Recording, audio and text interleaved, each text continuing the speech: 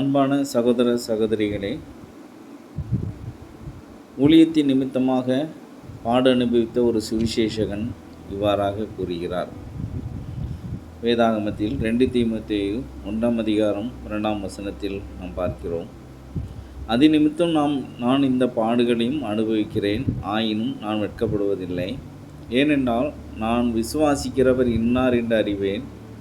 நான் அவரிடத்தில் ஒப்பு கொடுத்ததே அவர் அந்நாள் வரைக்கும் காத்துக்கொள்ள வல்லவராய் இருக்கிறார் என்று நிச்சயித்திருக்கிறேன்.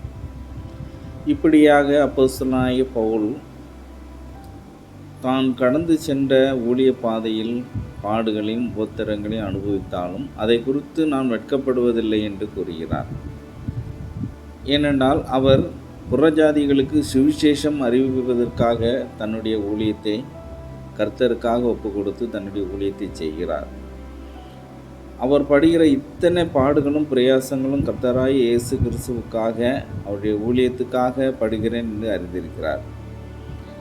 எனவே அவர் தன்னுடைய வாழ்க்கையை இயேசு கிறிஸ்துவுக்காக ஒப்பு கொடுத்திருக்கிறேன் என்றும் அதனால் நியாயத்தீர்ப்பு வரையிலும் அவர் நம்மை பாதுகாத்து கொள்வார் என்கிற இந்த நம்பிக்கையும் விசுவாசத்தையும் கர்த்தரிடத்தில் வைத்திருந்தார்.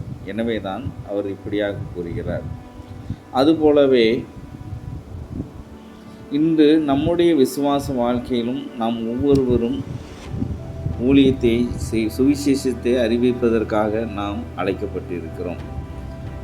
ஒவ்வொருவரும் அப்போஸ்தலனாகவும் புறஜாதியருக்கு சுவிசேஷம் சொல்வதற்காகவும் தீர்க்கதரிசிகளாகவும் இப்படியாக ஒவ்வொருவருக்கும் ஒவ்வொரு அழைப்பை கர்த்தர் நமக்கு கொடுத்திருக்கிறார்.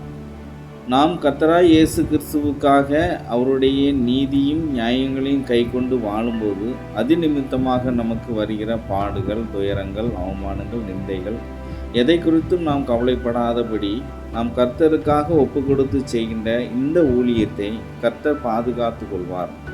எனவே அவர் மேல் நம்முடைய நம்பிக்கையை வைத்திருப்பதால் நம்முடைய விசுவாச பயணம் வீணாகாது. அவர் நம்மை காத்துக்கொள்ள வல்லவராய் இருக்கிறாரே.